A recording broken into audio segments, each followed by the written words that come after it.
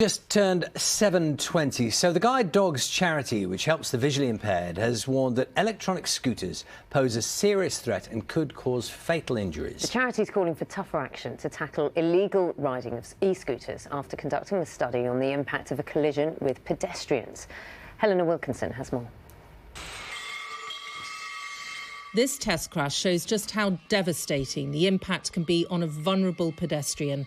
In this case, the test dummy was equivalent to a 3-year-old child. The e-scooter was travelling at 15.5 miles per hour. That's the top speed that e-scooters taking part in government trials are allowed to go. But for people like Scott, who was hit by someone on a scooter while out walking his guide dog Milo, the wider impact could be significant. He's the reason why I can be a really good dad against my children. He's the reason why I'm going to college again now. And if he was taken away by an e-scooter or by anything, I would not be able to do half the things that I do now. I'd be in a really dark place. E-scooters have risen in popularity, but you can only use one on a public road if you've rented it as part of a government-backed trial. If you own one, you can only use it on private land. It's also illegal for two people to be on the same scooter, and they are banned from pavements. The charity Guide Dogs wants e-scooter speeds monitored closely. They say it's people who are visually impaired who are at particular risk from them.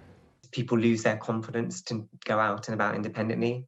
So people get their guide dogs to be able to live their lives the way they choose. And if there are things, what should be a safe space, like pavements, are being encroached on by fast, heavy vehicles which are almost silent, that's a real problem. The government is trialling e-scooters as a way to explore new, environmentally friendly forms of transport. Those taking part in the hire scheme say safety is of paramount importance.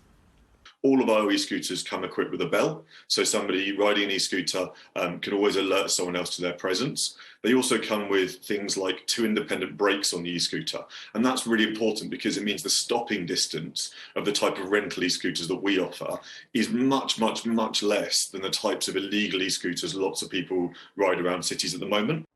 The trials will run into next year before any decision is made about whether to fully legalise e-scooters on public roads.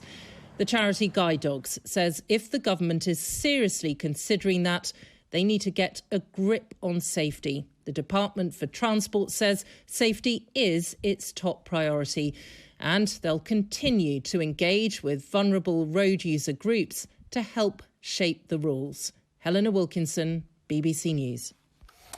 Well, joining us now is Chris Theobald, who's a public affairs and campaigns manager at the charity Guide Dogs, and Michael Quintana, who's from ridables.org. Very good morning to both of you. Morning. Michael, maybe I can start with you. Obviously, you're in favour of scooters and their use safely. I just wonder, when you see that imagery of that collision, the scooter and a person, what do you think? Yeah. Well, actually, unfortunately, I couldn't see it on my feed here, but I can understand where they're going. So ultimately, we have to look at the fact that we're not advocating e-scooter use, even for those who are using it currently without the backing of the law. We're not advocating any kind of use on pavements, public areas where people are walking. In the same way, we wouldn't advocate that use of bicycles there as well. They're both silent. Bicycles are silent. E-scooters are silent. They both can move at a decent enough speed where they shouldn't be on pavements. So this isn't exclusive to e-scooters in that regard. OK, Michael, you'll be aware. I don't know where we're speaking to you. I think you're in London. I mean, if you're out and about in London and many other cities as well, if you look around, there are a lot of e-scooters that are not being used in the way that you described. That's just a reality, isn't it? Yeah, that's true. And that's where on ridables.org we have our policy recommendations. We've been speaking to key members in this space as well, where we're all about accountability. In the same way that if you ride a bike on the pavement, you can cause harm. My daughter a couple years ago was hit by a bike on the pavement when she was quite small. So in the same way, we would love to have accountability, whether it's a small license sticker, the same way you get on the rental program, or whether it's possibly other measures. We're definitely all about keeping people off pavements, treat e-scooters in the same way you treat a bike. You know, put them on the cycle paths and on the small roads that the same as bikes can do. Chris, morning to you. What is the difference between the dangers posed by an e-scooter and a bicycle? Well, yeah, it's a good point. Sometimes, obviously, bicycles are used on pavements, but there's a big difference in terms of their weight and power. So the average road bike is between about 8 and 11 kilograms, but some e-scooters, even under the government trials, the cap is 55 kilograms. The fact they're almost silent as well. And it's just the prevalence. So our polling showed that over 3/4 of people have seen e-scooters used on the pavement. And that's something that in polling we've done over the course of the past year is really consistent.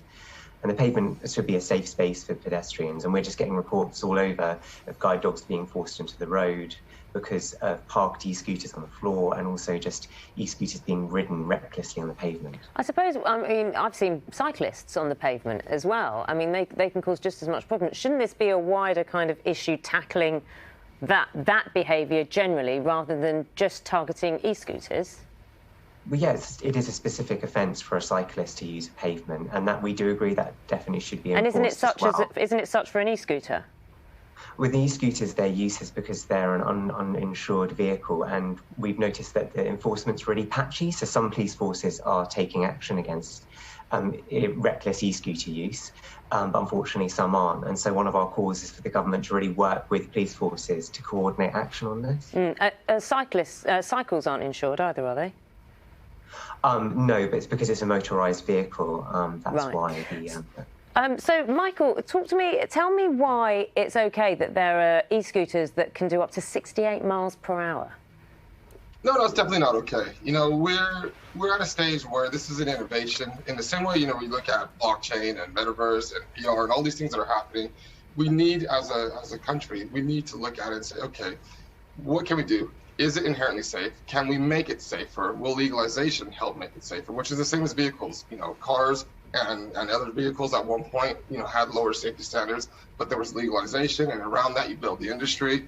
You build an industry around, you know, safety and industry around, you know, the device, you know, the vehicle itself.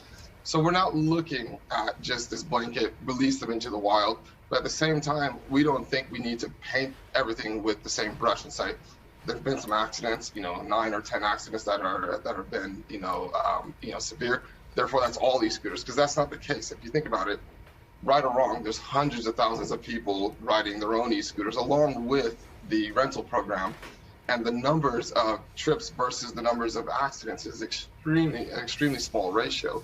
So we're all about working with societies. And one is too much, isn't it, Michael? One is too much, regardless of the ratio. Yeah, exactly. In the same way with the car accident or any accident, you don't want these kind of things. And we're extremely open to working with people to, you know, to offload some of our data, some of our own research, and to work with societies like these guys as well and say, what can we do? For instance, parking e-scooters on the pavement without designated space. We're fully against that because people do just leave them and, you know, can trip over them. Whereas if you have a designated, you know, space, and if you don't park it there, the meter keeps running, you know, you incentivize people to put these things in a place that is safe. We just want to work together and create a policy that works for everybody, but we don't want to just paint this with one brush. There's been some accidents, therefore they're evil, because that's not the case.